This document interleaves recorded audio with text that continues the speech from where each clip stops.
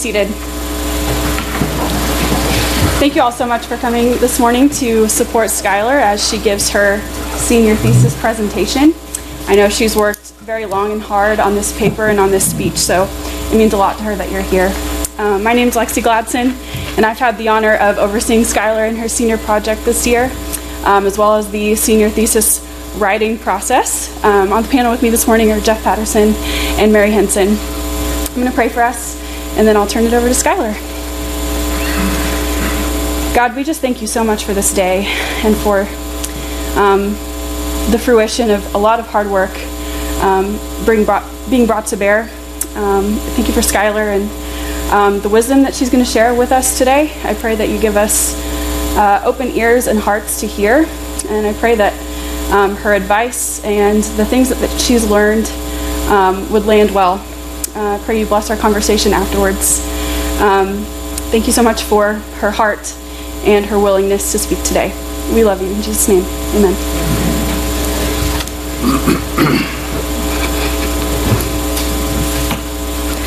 Two roads diverged in a yellow wood, and sorry I could not travel both. And be one traveler, long I stood, and looked down one as far as I could, to where it bent in the undergrowth. And so begins Robert Frost's famous poem, The Road Not Taken.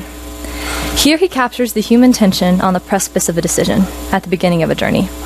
Which road will we take? The one that seems obvious? The one where we could draft behind the masses and find our footing relatively easily? The one everyone expects us to take? Or the other? The one less traveled? The one that ensures more travail? The one that may be lonely and treacherous? In everyone's life, there will come a time where the only road to excellence is this path. What is required of not only starting down, but crossing the finish line of this less traveled road? Courage to be certain, but I believe something more. I believe grit is the fuel for the road less traveled.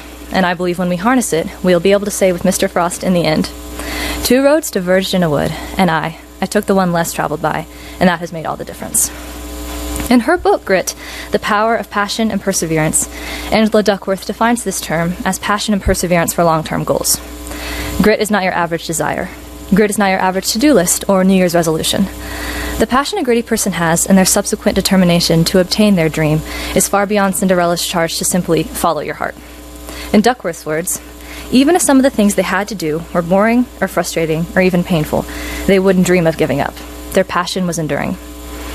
Those with grit are hardly self-satisfied. In fact, they constantly view themselves as not good enough, making them the opposite of complacent. Their satisfaction is born out of their dissatisfaction. The secret is, the world usually mistypes the gritty as the gifted. As someone who is well acquainted with grit, I believe this gives the world an out. If they can look at the extraordinary, the successful, the tops of the fields, and think that they were miraculously and unfairly gifted with talents not meant for the average person, then the rest of humanity gets to cop out of the work it takes to get there. Those with grit realize early in their lives that their path is different. They realize that it may in fact be all too common for a lifetime of dedication and hard work to be mistaken for innate talent. So, if talent is not the only defining feature that sets those with grit apart, what is? Angela Duckworth found that mature paragons of grit, those regarded as being the perfect example of a gritty person, have four things in common: interest, practice, purpose, and hope. A passion begins to grow when someone finds themselves captivated by an endeavor as a whole. Their fascination with this newfound craft endures through the aspects of it that may be far less enjoyable. They love what they do regardless. Next is practice. A gritty person knows that to improve, they must zero in on their weakness constantly, over and over and over again, until they achieve whatever it is they set out to do. Then they start all over. Behind every effortless performance are hours and hours of unrecorded, invisible to outsiders, challenging, effortful, mistake-ridden practice, Duckworth says. They may already be considered good at what they do, but that doesn't satisfy them. They resist complacency still. Third comes purpose. What ripens passion is the conviction that your work matters. When these people are given an opportunity to elaborate on their work, they often bring up how they know that what they're doing has a purpose. When asked what they mean by purpose, there sometimes follows a stammering but earnest attempt to put how they feel into words. However, one thing that Duckworth has consistently found with these grit paragons is that they'll mention other people and their explanation of purpose every single time. To them, all the long days and late nights, every obstacle, every defeat, every sacrifice is far worth it because ultimately their efforts are for the betterment of others. Therefore, purpose stems from the conviction that their work matters to others as well as to themselves. They must believe that it will not be done in vain. Lastly, hope. The hopeful attitude which gritty people possess, and their subsequent that gritty people possess, has nothing to do with luck and everything to do with endurance and relentless pursuit. They thrive when they are working at something that is both interesting and hard. This type of hope is actually endurance. We all get knocked down. It is when we get back up that grit prevails. Each of these commodities can be learned. You can discover, develop, and deepen the things that fascinate you. You can master the habit of discipline.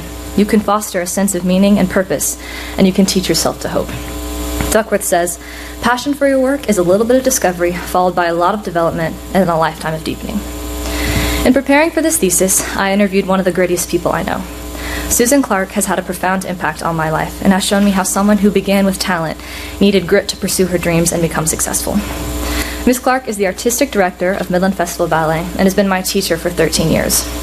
Her inherent drive and discipline became evident at a young age when she discovered her love for swimming. She began to dance soon after, and for several years she excelled in both challenging activities. Eventually, it became evident that a choice had to be made. The demands of these two sports became impossible for her family. She went with ballet, and because of that, my life has been changed. Ms. Clark went on to have an extraordinarily successful career in dance that included a film role, followed by 23 years as a principal dancer. After the birth of her 2 daughters, she chose to move back to Midland to be near family, and has pursued the dream of bringing the beauty of ballet to the Basin ever since. As you can imagine, Ms. Clark's path looked much different than that of her peers in Midland, Texas as a child. It continues to look different than most mothers. She said, "Everyone's path is different, and sometimes you don't know why certain things happen. But if you keep going, usually you can see the reason eventually." If grit is the key to greatness, the question becomes, is everyone meant for greatness? That depends on how greatness is perceived or defined. If the purpose of man is to glorify God and enjoy Him forever, and greatness comes with fulfilling this purpose, then everyone is in fact meant to obtain it. It is in finding the unique ways that our lives glorify God and pursuing them in the face of a world full of mediocrity and distractions that we become great. Ephesians 2:10 says, "For we are His workmanship, created in Christ Jesus for good works, which God prepared beforehand that we should walk in them." The original language for workmanship here speaks to a writer crafting a poem. We are each as unique as a poem written by God. The Message version of Galatians 6:4-5 says, "Make a careful exploration of who you are and the work that you have been given, and then sink yourself into that. Don't be impressed with yourself. Don't compare yourself with others. Each of you must take responsibility for doing the creative best you can with your own life." How do we accomplish this creative best? We must pair our unique passions, the way that God has wired us to glorify Him, with what the Bible calls perseverance. In Hebrews 12:1-2, Paul writes, "Therefore, since we are surrounded by such a great cloud of witnesses, let us throw off everything that hinders and the sin that so easily engages, and let us run with perseverance the race marked out for us, fixing our eyes on Jesus, the pioneer and perfecter of our faith." God places meaningful dreams in the hearts of His people because each and every one of them serve to meet a meaningful demand He has for His kingdom. So is everyone gritty? Perhaps not, but everyone is in fact meant for greatness. Duckworth says, "What we achieve during our race depends tremendously on our grit, our passion and perseverance for long-term goals. An obsession with talent distracts us from that simple truth." Like all human traits, grit is influenced by both experience and genes. Nurture and nature will put their stamp on those who seem to shine with grit. These people know that passion as well as perseverance is vital to outstanding greatness. When I asked Ms. Clark what she thought the role of grit played in her accomplishments versus talent alone, she responded by saying, "I don't think I was as talented in ballet. Swimming was much easier for me, actually, but it didn't fascinate me as much." Swimming may have come more naturally to her, but it was dance that intrigued her heart. "I wasn't the super talented dancer, but I loved the process," she said. As she began to develop and deepen her newfound passion, the power of grit proved itself stronger than that of talent alone. The exploration and the endless hours of experimentation in the rehearsal studio mattered more to her than the brief but blissful moments on stage. Clearly, Ms. Clark displayed all the markers for grit: interest, practice, purpose, and hope. Personally, I am most thankful that she chose to bring her passion for dance and world-class training back to her far-flung Texas home. To train under Ms. Clark is to truly know hard work, relentless hours, and the impossibility of settling. It is also to know the joy of days spent fine-tuning each movement, the gift of endless hours trying a step over and over until it is perfected. As a dancer, these are the things I hold closest to my heart, and Ms. Clark has given them to me. I am a product of her purpose. Those with grit understand in an incredibly deep way what they want. Others might call them driven, yet so much of a gritty person's life and journey happens far from others' eyes. They pour themselves into their work day in and day out, and are more than happy to do so in the sight of no one. This is because they find the process of pursuing their goal every bit as satisfying as reaching it. They're full of ambition, and they realize they hardly have a shot at catching up to it. Their path may have been full of demoralizing, scary, and discouraging moments, but it was far worth it because it got them to where they wanted to be. These people live a life of great sacrifice. Because they know that hard work will pay off in the end, these sacrifices are made daily. Their path looks different. Grit has taught me several lessons throughout my high school career, one of these being that its seeds may take time to come to fruition. Junior year at MCA includes taking geometry. Part of this course involves studying Euclid's propositions and coming to class prepared to present them in the case that your number is rolled. I was determined to not let a proposition pass without making certain that I understood it thoroughly and was prepared to demonstrate that in front of my peers. The work that I put in seemingly only paid off the grand total of 2 times I went to the board to present, yet I see now why it was worth it. This year, I've had the pleasure of assisting in teaching geometry, and those hours spent deepening my understanding of the material have allowed me to help students feel more confident in the class. It may not have seemed like it at the time, but the unseen, deliberate practice had a worthy purpose. No one who has known me long is confused or surprised that this will be the subject of my senior thesis. I've been aware that my path is unique for years now, the realization becoming clearer as the road becomes narrower and more solitary. As my peers fill their pages with clubs, sports, extracurricular activities, and volunteer hours, I know for all their well-roundedness I am by comparison singular. Though my accomplishments are many, they have been less recognized in mainstream high school culture. I have not been working for recognition, but for a future dream. What you will find of my accomplishments, my involvement, my interests on paper is simply this: school and ballet. Though the list isn't varied, they have each been approached with an excellence, grit, and drive that I also believe is unique. In all sincerity, the achievements and the priorities of my peers are every bit as valuable and worthwhile as mine. That's not to say that they're the same. While my friends were changing sports and activities with the seasons, I was training 30 hours a week, a full-time job which paid me in pain, strength, and opportunity for growth. While my friends were going to dances, I was dancing pas de deux with professional artists from all around the world. While they were on the courts and fields, I was on the stage. While they were getting summer jobs, I was spending weeks away from home at numerous summer intensives, learning from the best in the ballet industry. Maybe today is the first time I realize my sacrifices fully, but I stand by them. Admittedly, it has been lonely at times. My schedule has been different, my goals have been different, and my rewards have been different. The same accomplishments that I have worked so hard for have also left me feeling misunderstood. But I know grit. I agree with Martha Graham, American modern dancer and choreographer, when she says, "Dancing appears glamorous, easy, delightful, but the path to the paradise of that achievement is no easier than any other. There is fatigue so great that the body cries even in its sleep. There are times of complete frustration. There are daily small deaths." As you can imagine, dance is awfully miserable if you don't love it. I do love it. To the person who claims grit is not crucial, or you don't have to be gritty in order to live a successful life, you're right. Mediocrity is the water we are swimming in today's culture. Being marginally adequate at many endeavors, rather than passionately determined at one, may make you well-rounded and relatable. Personally, that is not how I choose to approach life. There may be benefits to living that way. However, I have found a gritty life to be much more fulfilling. Still, every endeavor and every moment cannot be approached with such tireless grit. Jesus' comforting words in Matthew 11 read, "Come to me all who labor and are heavy laden, and I will give you rest. Take my yoke upon you and learn from me, for I am gentle and lowly in heart, and you will find rest for your souls. For my yoke is easy and my burden is light." We are called to strive for excellence in our race, but there's a difference between striving for excellence while exhausting yourselves and realizing that your success does not depend solely on your attempts. No one can relentlessly pursue their dream without the rest that Jesus offers. Having grit is important, but it isn't everything. My hope is that this topic may serve as encouragement for people to grow their grit, to make careful explorations of who they are as people, and then to sink themselves into a passion they develop a relentless pursuit for. My prayer is that people will realize they are called to excellence and value God's dream for their lives enough to go out and live it. The path to achieving that goal may include tiresome, demoralizing, and discouraging moments, but with grit as their fuel, I believe they'll find the road less traveled far worthwhile. Angela Duckworth captures it perfectly. To be gritty is to keep putting one foot in front of the other. To be gritty is to hold fast to an interesting and purposeful goal. To be gritty is to invest day after week after year in challenging practice. To be gritty is to fall down 7 times and rise 8. I implore everyone to rise once more and continue to pour themselves into what they love. Their passions are theirs for a reason, and God has a race marked out for each of us. Hold talent tight, but pursue grit harder. Here's to passionately smashing every expectation. Thank you.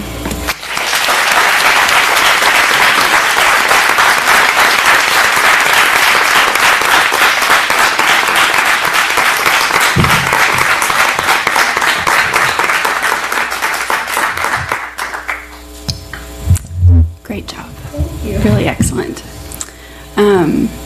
Why don't you just start by telling us what your plans are for next year? Next year, I plan to go to OU and major in ballet performance at their School of Dance. Can you talk a little bit about what that process looked like for you? Because I know that was a somewhat recent decision. Oh, for like the audition process or just the, yes. So basically you had to record a video, which they just wanted to see you dancing before you actually got to the audition. And then they emailed you if you were invited to the in-person audition, and then you went to campus and you auditioned there. It was like this full day process. It was really fun. Got to like take a class and take a tour of the dance facility, see the theater, and you get to talk to the faculty and have interviews with them. And so it was awesome. And then a few weeks later, they emailed you back with your results. And so I didn't commit until recently because I was waiting to hear back from other places, but their program just impressed me so much that it was pretty clear. It's a very prestigious program for those of you who don't know, so it's really cool that she got accepted, and I'm so excited for you to go. So obviously you're very passionate about this subject and just passionate in general. Can you tell us a little bit about the process in deciding to talk about grit and why you care so much about it? Okay, so I actually have a funny story. I think it was freshman year. My class was taking the CLT, which is just another standardized test. And they had like emailed me like, this is the only time they can take it. We like highly recommend everyone take this test. And so I was all stressed. I was like, okay, fine. And so we're in this classroom, and Mr. Custer, I think, is the tutor in there. And so we're taking this test, and out of nowhere at the beginning, my nose just starts bleeding. Like, it's the only time in my entire life my nose has bled, and it has not bled since. But it decided to bleed while I was taking this year. And so it was so bad, and I used up like an entire roll of paper towels. But I was taking the test because I was so mad. I was like, okay, fine, so I'm like trying to take it without getting blood all over. But I didn't think the machine could read my answers correctly because it was just everywhere. And it just kept going. Anyways, so a few days later, Mr. Perea texted my mom, and he said that like Skyler's got grit or something, and I didn't know what that meant. And so that was the first time that I heard that word.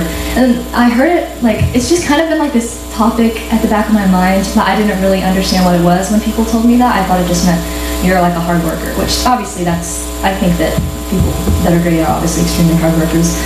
But I just became really interested in it, and my mom read that book a while ago, and she told me that she thought that it would be a good one to maybe eventually read for this.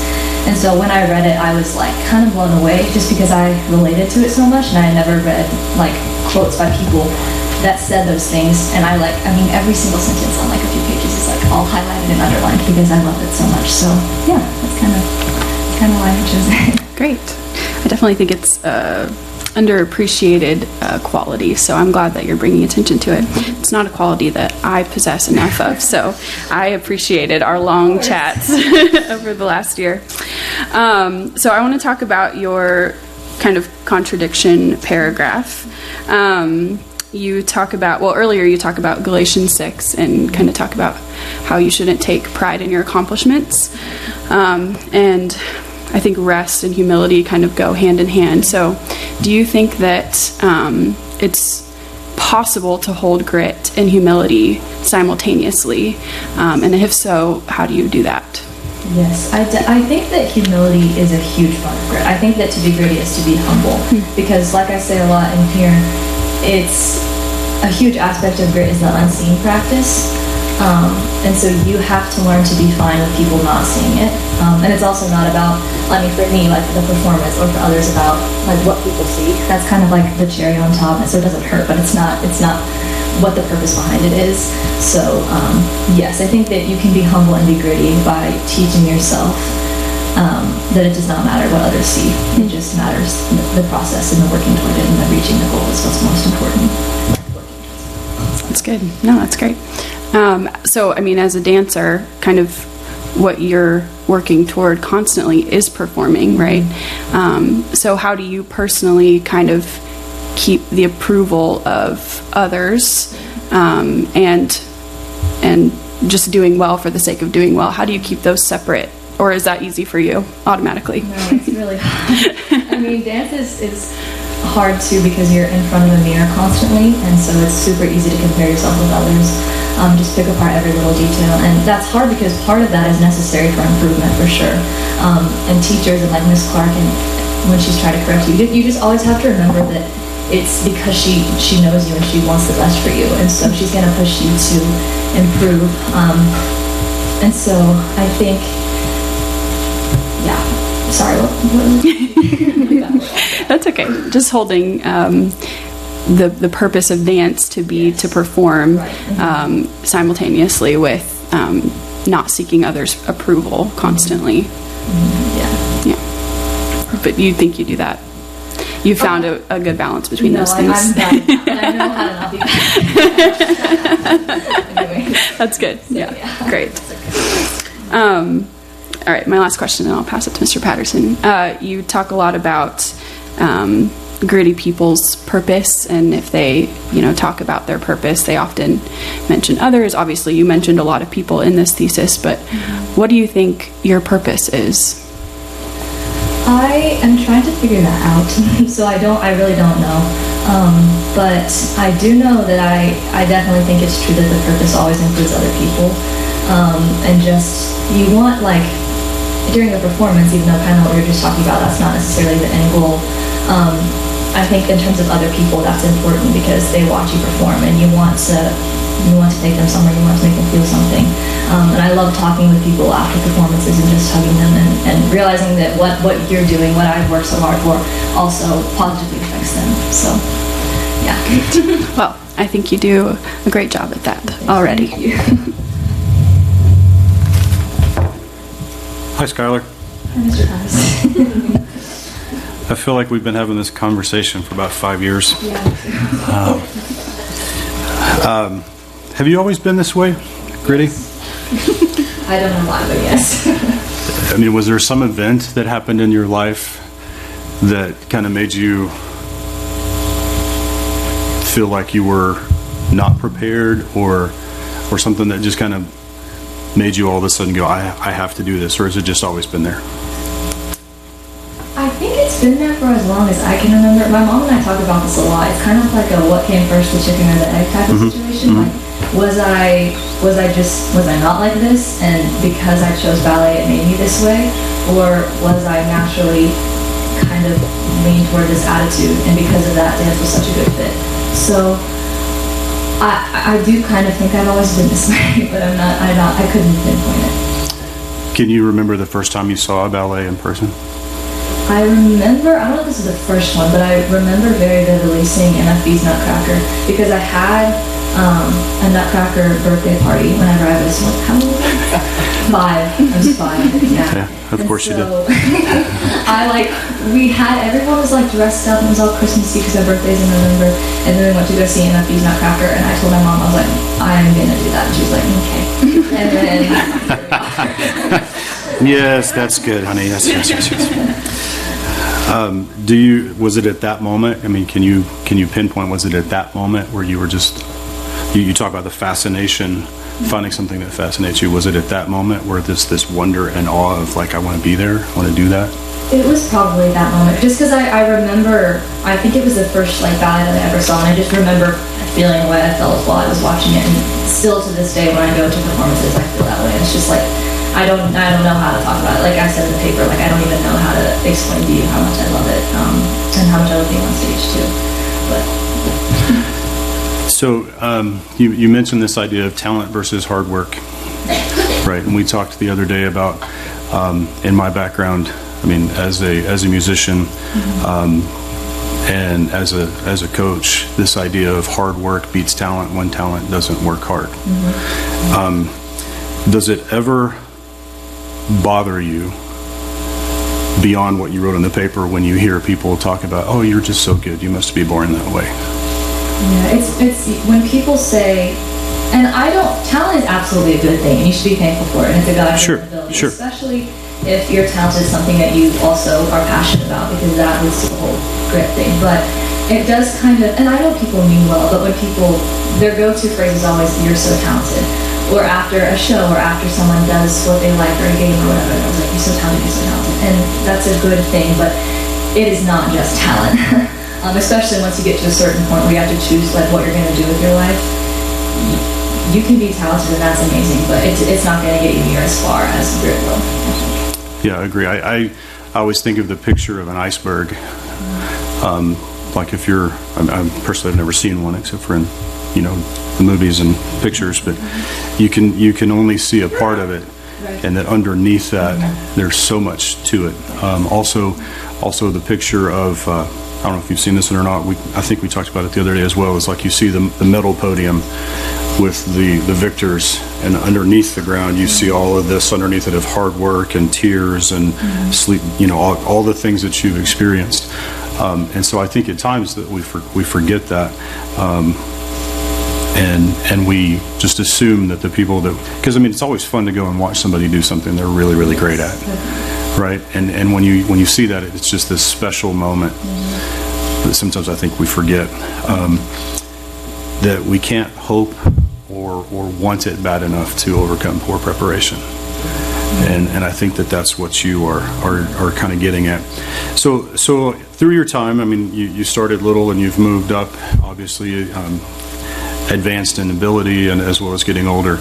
Do you ever see younger people come through your studio, come through your life in ballet that show signs of talent, but don't put in the time? What can you say to them to kind of point them in a different direction? Should you say something to them?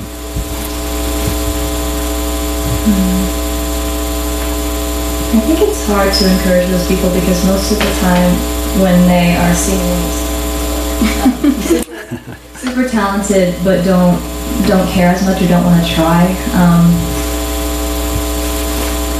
I don't know. I think this is hard, and I don't know if I could ever have the courage to go up and say this to them, but just asking them if this is really what they love.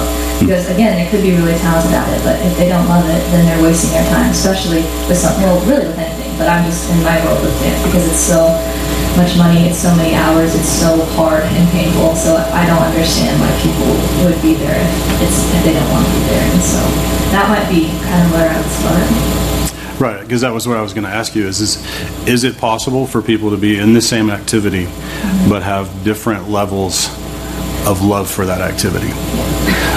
Like for you, this is your pursuit, this is what you're after, but is it possible for somebody else, and just hypothetically, in the same dance company as you, as they're super talented and they're there, but they're not really planning on making it a career? Yes. I definitely think that that's possible, and that's even good to a certain extent, because a lot of people who aren't dancers, who just play sports, they're not going to go pro, and that's not what they want to do. But it's valuable because they make friends, and I think that everything can be a team sport, even dance or gymnastics or anything. You make friends, you pour into people, you foster relationships, and you have fun even if you don't love it. It's something that you can spend your time wisely on. So I don't think that you should just play a sport or do an activity because you plan on pursuing it for the rest of your life. I think you can do it and just stop after school. Right. One more question and then I'll pass it to Ms. Henson. You say that people use setbacks as fuel. How do you use a setback as fuel? A setback a lot of the times can mean other people's success. And so especially, and not always, but especially in those cases, I personally use it as motivation if I see someone get what I want, which I know is super easy to say. It doesn't feel all that great in the moment, but I think you can use that as fuel by kind of setting that as a short-term goal in your mind and working toward it. And I think a key to fuel is inspiration and motivation. So if you, in your eyes, or another people's eyes, have failed at something, I think watching others succeed, while it can kind of be frustrating, I know for me, it can also be really motivating. So, right. Very good. All right. I've got more, but I'll come back. Hi, Skyler. I love this topic, and it's so fun to hear you talk about it because I know it's what you love as well, and so I'm happy to be on this panel. I'm going to kind of keep going off of some of what Mr. Patterson was talking about and discuss some like setbacks to grit. It seems like a lot of people encounter just along the way.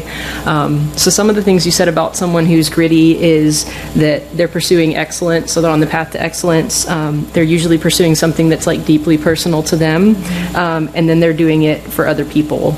And it seems like when you get those three things like combined, a lot of times what we like to do is turn it into a competition, and a lot of times a competition where like my success means I have to put someone else at a disadvantage or they have to fail. And so how do you think people who are in a community trying to do something like that together, and everybody kind of has their own degree of grit, like how do you keep it from devolving into some sort of unhealthy like backbiting competition sort of thing? I think having grit and working together is hard because it's a really deeply like internal and personal thing, and so it doesn't feel like we're all in this together sometimes. And I think any field of competition is inevitable, even if it's not like a sport where it's like a game that someone has to lose. But I think something that is true is that gritty people respect other gritty people. And so even if that, I think that you can kind of like I was just saying, you can feed off of each other's grit and you can be inspired by it. And use that to sort of help fueling the working together, even if it means that eventually, like, someone has to lose a game or someone can't get the part. I think that you have to respect them for being gritty because you know that takes skill. Yeah. What are some other just elements of like healthy community or competition you've seen as you've kind of been doing ballet and working with other people that have just been encouraging to you along the way?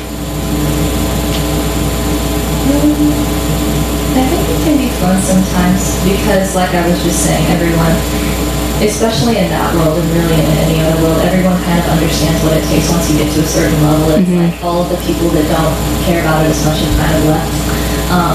It can be really fun to sort of correct each other or just like try hard steps and just kind of mess around. And then it is that healthy competition too. Yeah, sorry, I don't know how to answer that question. No, I think there is something like that where at some point it just like all the pressure kind of goes away, and you know that you're all in this together and that you are supporting each other no matter what happens, and like the fun kind of returns, and I think that's good. Cool. Okay. Another setback, maybe not from like within your discipline, but a lot of gritty people experience setbacks from people like outside or just like the haters, basically, because you are trying to serve people, but a lot of times it's the people you're trying to serve who either end up like demanding a lot from you or like tearing you down, basically. And I mean, that's kind of how like cancel culture happens to some degree, is like sometimes a gritty person makes a stylistic choice or a certain decision and then everybody's like, well, you know, we're not going to support them anymore. And so how do you kind of manage what sort of feedback you listen to and accept along the way? So I think I already said this, and it's much easier said than done, but ultimately it's not about kind of the end result or the outcome, it's about the process. And so I think you have to trust that your purpose is worthy, and it's hard because you still want to like take criticism. So I'm not sure how you differentiate it between what you want to take into consideration and what you know is just meant to tear you down. And sometimes you are going to get teared down after setback, and that kind of goes to what you were saying before. Do you think it's been helpful for you just being friends with people like outside of your discipline as well? Like, in what way is that encouraging rather than like just getting feedback from people who are doing the same thing you're doing, and maybe they do understand the nuances of it a little bit more, but like what's the value of having good personal friends and community just like outside of the discipline that you're trying to pursue?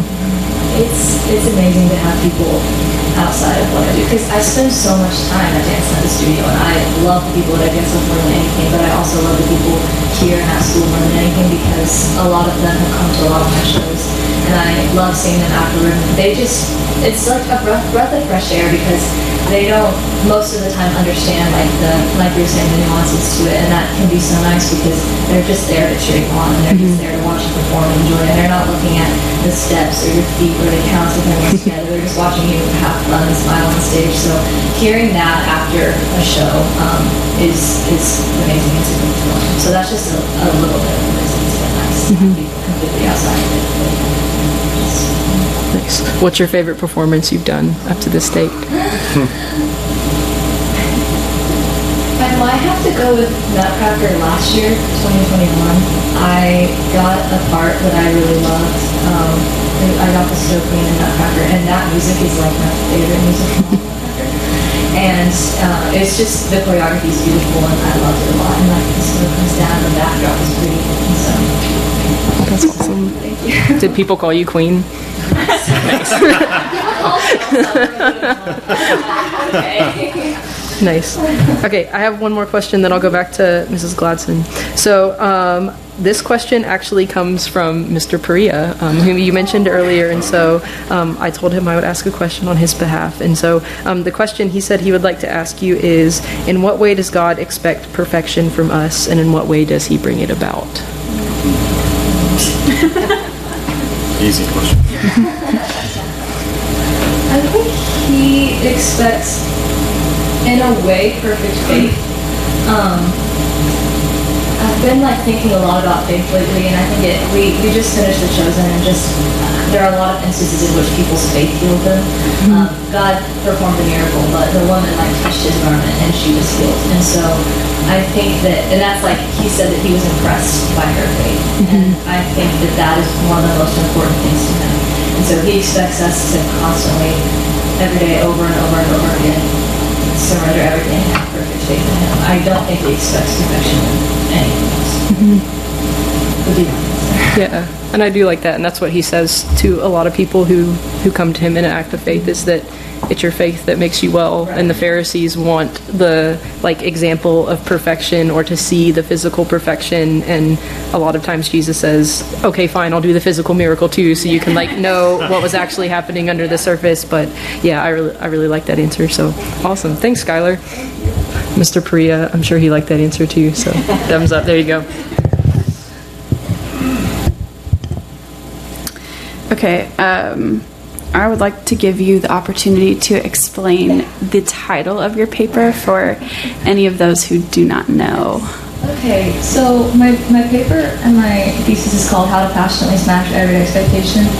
And passionately smashing every expectation is a lyric from a song in Hamilton, which is a musical that I love. And so I'm very passionate about Hamilton. And so I think it kind of started as a joke, because that's like From My Shout, which is like his like big I Want song. And so it feels right. I don't know. I think it's funny. It started as a joke, and then I was like, I think it's very mean. I'll keep it. I see a lot of parallels between you and Hamilton. Obviously, his pride was his downfall in a lot of ways, and I don't see that pride in you as much, but he was definitely a gritty person, so. Okay. Would you describe the life of Jesus as gritty? And if so, how? Yes, I would describe Jesus' life as a perfect example of a gritty life. I think a big aspect of grit is purpose and sacrifice, and reaching a goal. And so he knew that he would eventually have to make the ultimate sacrifice from the moment he was on earth. And he held fast to that goal every day of his life in the face of a world who hated him and were totally against him. And another big part of grit is the unseen practice, kind of like we were talking about earlier. And so it's interesting when you think about Jesus' life, because we don't talk anything about it until the last 3 years. Like, that was his ministry, right? And so for those 30 years, like, he was practicing and preparing for what he would eventually have to do for 30 whole years. And so I think that's another big part of it. And also with the whole like unseen thing and the humility, like we were saying, is that like when he performed miracles, he was like, don't tell anyone, for like a good chunk of his ministry. So those are some examples I think I would definitely describe. And it's good. That's great. I think when we think about the life of Jesus, we always think about him being not passive, but just very chill and calm, and not really, after a lot. But when you really look at kind of the summation of everything he did, I think you see a lot of grit there for sure. So good answer. Last week you and I noticed that there's a bit of a a bit of irony at the beginning of your paper, because we were talking about Frost's poem, a poem that I actually have liked for a long time, and I didn't know the actual meaning of until I looked it up. But it turns out Frost is actually a very sarcastic person. And so when he talks about the two roads diverging, and the end quote is, I took the one less traveled by, and that has made all the difference. Mm-hmm. And if you put a very sarcastic tone in that, it's actually what he's trying to get across, is that it really doesn't matter which road you take. And I think you're kind of talking about two different kinds of grit, right? Like the grit that you're choosing to pursue, and then the grit that kind of everyone needs to pursue, a life with Jesus. But I would say that he's talking about your kind of grit, your optional grit.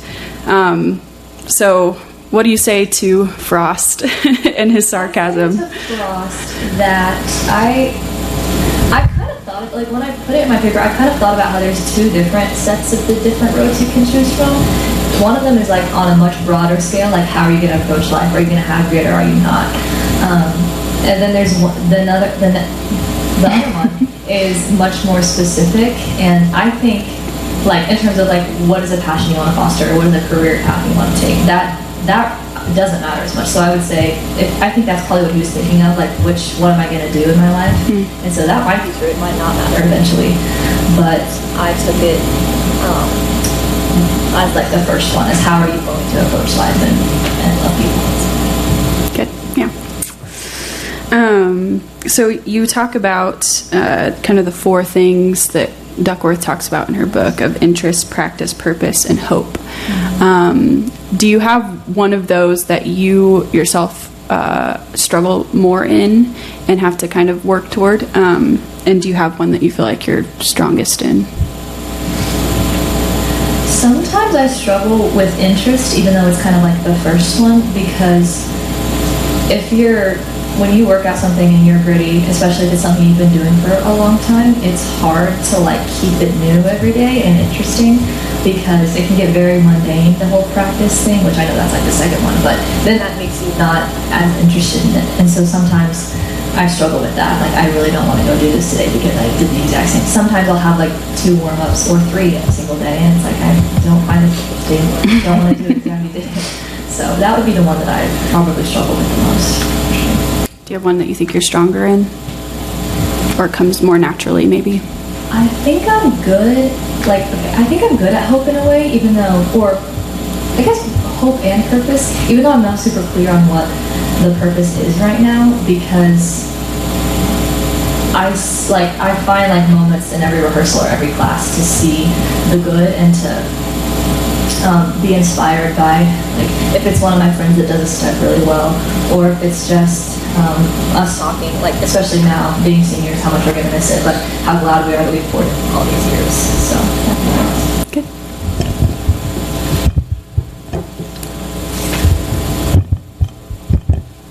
Brought too much stuff with me today.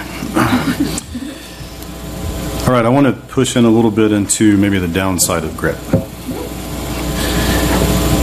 And since you brought it up, I'll shout out to Hamilton as well.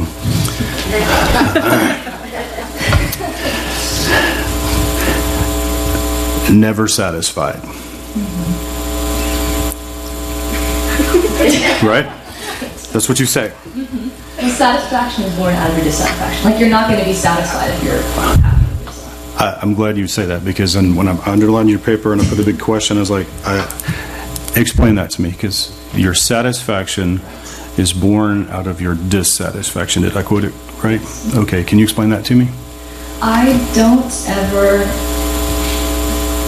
also never met anyone who's like walked out of a performance or something happy, like 100% happy with it. Hopefully you're proud of yourself and you realize that what came out on stage is what you've been working towards. And I don't think that I ever want to be completely happy with the performance. And I don't really know why that is. I just know that it's like I find it satisfying to keep finding more things to improve on. And I'm not, like, when I have nothing to do, it's a bad situation.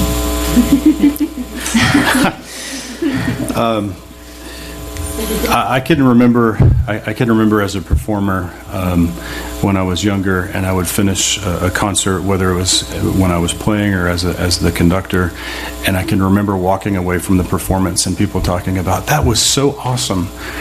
And I can distinctly remember having to stop myself from saying, are you crazy? Can you even hear? Because I could list all of the 433 things that we did wrong. How do you fight that? I think it kind of goes back to what you were saying with your question, like how has it been beneficial to have people that aren't necessarily in your field of work, because they can bring something new to the table, and that can be healthy, because you're automatically, as an artist or whoever you are, you're gonna pick out, as anyone, you're gonna pick out what you did wrong, and that's natural, and in a way that's good, because you can think about it and you get better next time. But in another instance, I think it's really helpful and healthy to have those people telling you that it's a good thing, because you have to remember that that's part of the purpose, is them watching you, is them being inspired by what you do. And so it's that, I do the same thing, like after every show, people are smiling and hugging you and saying it was great, and so it's hard to find a balance between like saying thank you and being fine with it, and also thinking about some of the things you could do better. Okay, so and you kind of like bounced over to one of the other things, and then I'm going to come back a little bit. You say it's about others, right? Your performance is ultimately about others, and that's awesome. Is that a choice that you have to make? Because I can remember in grad school getting better and better and better and better, and all it did is it fueled my own pride into how awesome I was. Is that a choice that you have to make on a day-to-day basis of like, I'm going to remember the why? Yes, I do think it's a choice.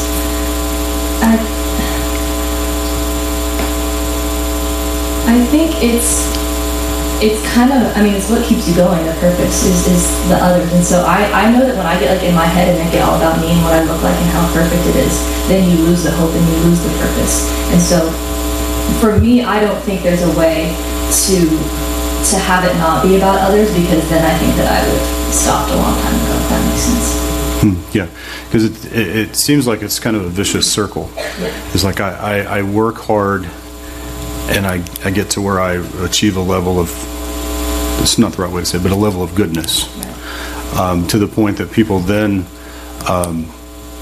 compliment me on that goodness, and well, then that feels good, right? And so then I work hard to get better, because I'm seeking, seems like, and it seems like this vicious circle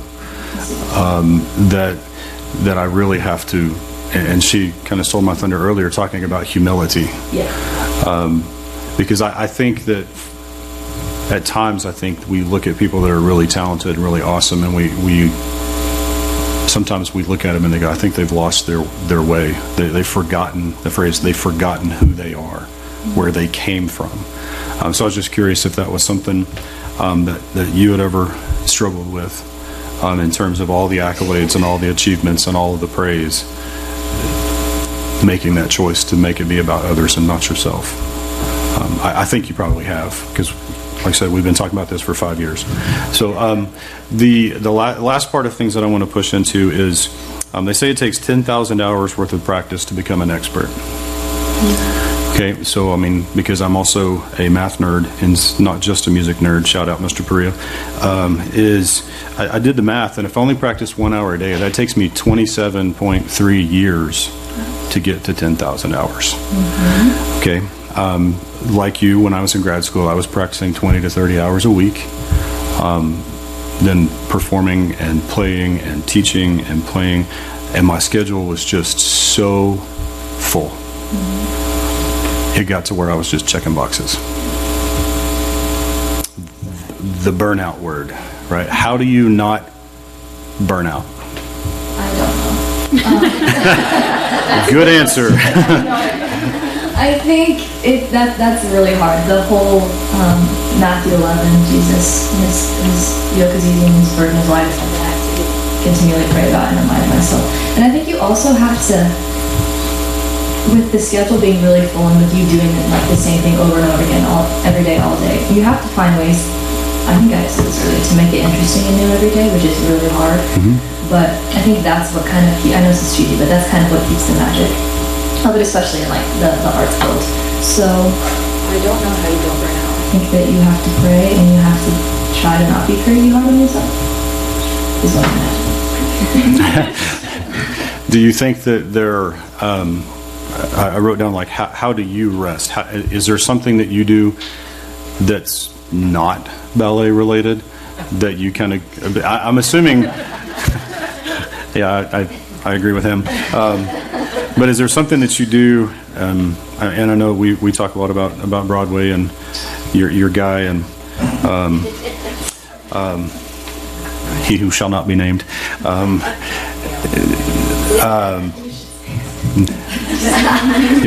You may say it? My way or your way? Your way. Lin-Manuel Miranda. Is there something that you do to kind of decompress, take your mind away from it? Like for myself, when I was younger, I have a very dear friend who's a fine arts coordinator in the Dallas area, and we both shared an affinity for airplanes and museums, and so we would go. We made an agreement to go and not talk shop. Not talk band, not talk music, and just go do something else, just to get away for a little while. Is there something that you do that does that? I walk. I know that sounds weird, but if I need to get out of my head, I live on like a lot of land, so I'm blessed with that. But I will just walk up and down Whitman for like hours and listen to music, and it's mostly Broadway, and that helps me not think about things. It's kind of weird. No. That's. Some people would look at me and say that going to a museum is weird, but you know. I just wanted to tell you, Skyler, I'm done asking questions for now. We'll have more conversation later, I'm sure. But it has been such a privilege and a joy to get to know you, and to really push into these ideas of your grit and your determination and being a little extra, like guacamole. It's been a joy, and I just cannot tell you how proud I am of you and your determination of what you're going to do, and I can't wait to see where God takes you. And the Frost poem that you the other irony is that was the lyrics to the very first song that I ever sang in a choir, the one semester that I was in choir, and I did not know what they meant. All right, Skyler, I've got time for just a few more questions here. So one of the things I'm curious about is if you can have grit just towards like normal things or being a normie, basically, because I'm so guilty of like judging people that to me like don't look like they're doing anything or don't have some sort of like far out goal, and it's like I don't have anything to learn from you, I'm just gonna like move on, which is like a terrible attitude to have. But I was thinking back to advanced lit first semester. You were in that class with me and we read To Kill a Mockingbird, and Atticus Finch is in that book, and you love Atticus Finch, and the story is told through the eyes of his daughter, and one of her constant critiques of him throughout the course of the book is Atticus is a godforsaken normie, basically. Like he is old, he won't teach my brother how to shoot a gun, he's lived in the same town he's lived in his whole life, he doesn't play football with people, and so, but he is like a very gritty person, and it's like difficult sometimes to see and understand. And so what is it that makes Atticus or somebody like that who just like seems like they're living a normal day-to-day life, work, family, like very gritty, even though there's not anything that, you know, really stands out about them? So with Atticus, he does live a really quiet life. He's also extremely kind and humble, and he is. I think that's really inspiring about him. So I think what's important to remember, I guess, what I would say is that to be an Atticus and to be like an Olympian, it's the same amount of grit. To respect people and love people the way that he does, and he also stands up for a lot of things in the book too. And so even though he's not being like, it doesn't necessarily appear that he has all these crazy goals and he's a very high achiever, I don't think you have to be in order to be gritty. I think you can be gritty in your everyday life, and you can be gritty in dance. I think it's the same thing. It's the same grit, it's the same approach, it's just how you choose to go about it. Who's someone like that you know that you appreciate? Mom. For sure. That's awesome. Okay, and then my last question. So after all this time doing dance and stuff, like what's still beautiful to it or about it to you?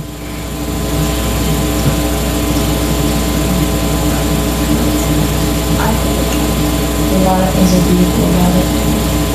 Recently, I feel like there's like different things every little bit that I like kind of lean into, and right now it's I don't know if this sounds weird, but kind of just really listening to music and trying to kind of bring out the artistry. Because it's really easy to get just into like the counts and the steps and how they should be approached, and you have to remind yourself that dance is an art form too. And so right now that's challenging, but also beautiful to me to try to find a balance between those two. Awesome. Cool. All right. Well, I think it is time for you to ask each of us a question. So do your worst. My question it's the same one for everyone, is when is a time in your life where you've seen the purpose of your current fulfilled?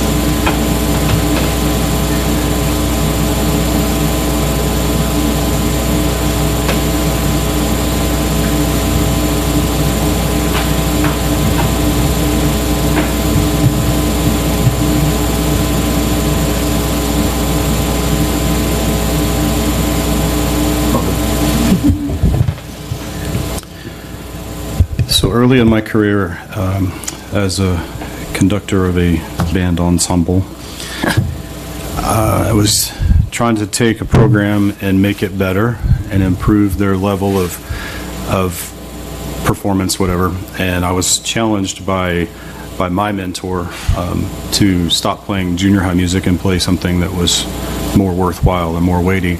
And so I did, and I guess in a sort of prideful moment, picked like a landmark, like one of the first pieces ever written specifically for wind band. I mean, one of the most famous pieces ever. And I was like, oh yeah, we can do that. And so we start working and working and working and working and working. And about halfway through the semester, I was just like, I have lost my mind. I don't have any idea what I'm doing. But we just kept plugging away, kept plugging away, kept plugging away. And then 1 week before the contest, 1 week before our performance, we have to perform it kind of as a practice, kind of a dress rehearsal idea with judges to kind of tell us, and we completely fall apart on stage. I mean, have to stop, start over, I mean, completely fall apart 7 days before the contest.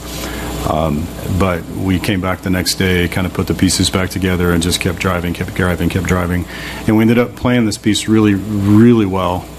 To the point that I guess the fruition, or where it kind of seemed like it was worthwhile, was the tears of the kids as we're walking off the stage, just how excited they were that they had done it. And then the giant hug that my mentor gave me as we come in down the hall. He's like, I knew you could do it. I knew you could. And so it was moments like that. So I've got a lot more of it.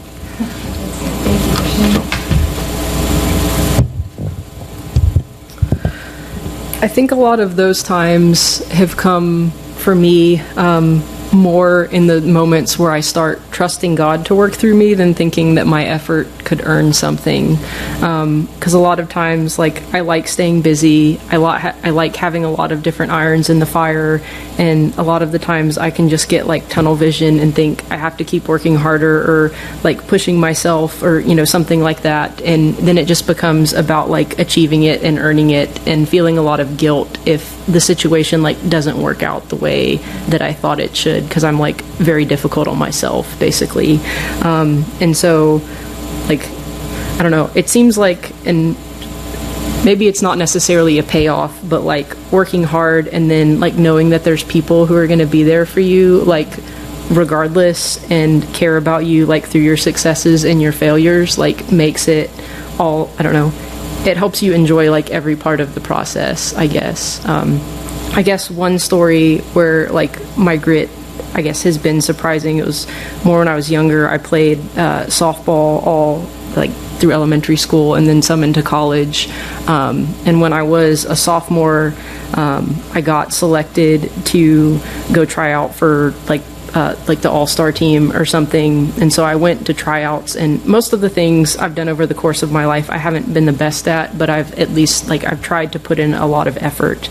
And so I went to the tryouts for it, and the next day the coach called my mom and said, so here's the deal. we had already picked who was going to be like on this all-star team, basically, and it was going to be this group of girls who had been playing travel softball together the whole year, and we weren't going to tell anybody. We were just going to pick them because it's like they're already a team. They already knew how to work together, had been playing together, and so we were just going to pick them. And we saw that your daughter came out there and hustled, and just the effort that she put in. And when we went to meet afterwards, everybody said, you have to pick her, like, too, basically. And so they said if she would like to come play, you know, and basically join our travel team for all of this, you know, we would love to have her. And so that was, I don't know, I think that was a cool moment where, and not even necessarily me being the best at something, but just the fact that I was willing to try and they could see that I loved it, kind of got me somewhere where going in, a lot of the people who were, you know, choosing who was going to participate, you know, weren't planning to pick anybody else. And so that team ended up going to the Babe Ruth, like, World Series, and so I got to play softball on ESPN and stuff like that on that team, which was cool. And so that was a cool opportunity, yeah, that I couldn't have predicted, so it was fun. Yeah.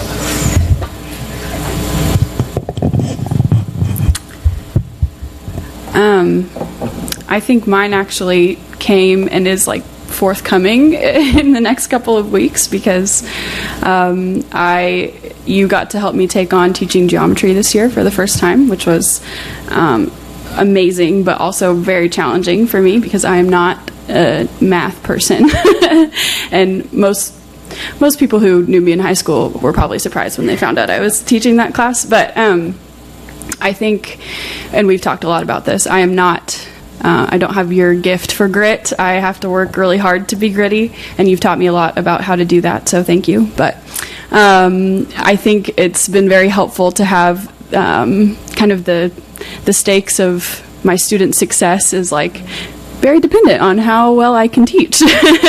And so I think we've had a really great, successful year, mostly because you and Mr. Priya and others have kind of come alongside me to help me cobble together this class. But yeah, I think that just coming to the end of the year and looking back at all the hard things that I had to do to make this class work and fun, it was very worth it because now we have a really tight-knit group of cool people that love geometry as much as we do, right? Awesome. Well, Skyler, you did a great job. Thank you for teaching us a little bit more about how to be a gritty person. Again, I think it's really important, and I appreciate that you're bringing it to our attention. So Mrs. Henson's going to close us in prayer. I just wanted to congratulate you too. So I think anybody who knows you knows that this is kind of an unapologetic part of who you are. And I think that's a good thing because I think it humbles people and it also intimidates people and inspires them. And I hope that a lot of people leave here inspired today because I think deep down you want other people to love something just as much as you love dance. And so I definitely think that came across today. And I hope you continue to inspire people just wherever you go in the future. So thank you. Okay, let's pray. Dear God, thank you for today. Thank you for Skyler. Thank you just for the gifts that you've given her and the loves that you've given her, God. I thank you for the way that you've been growing and nurturing those. I pray that you will just continue to grow her towards perfect faith, God, that she will be able to trust you, to be able to continue to have grit and push forward. I pray that you will inspire us to love things deeply and passionately and to care about other people, that we can use them to serve you and to grow your kingdom on earth. I thank you just for all of these seniors and the things that you have given them to say and the things that you've taught them during their time at MCA.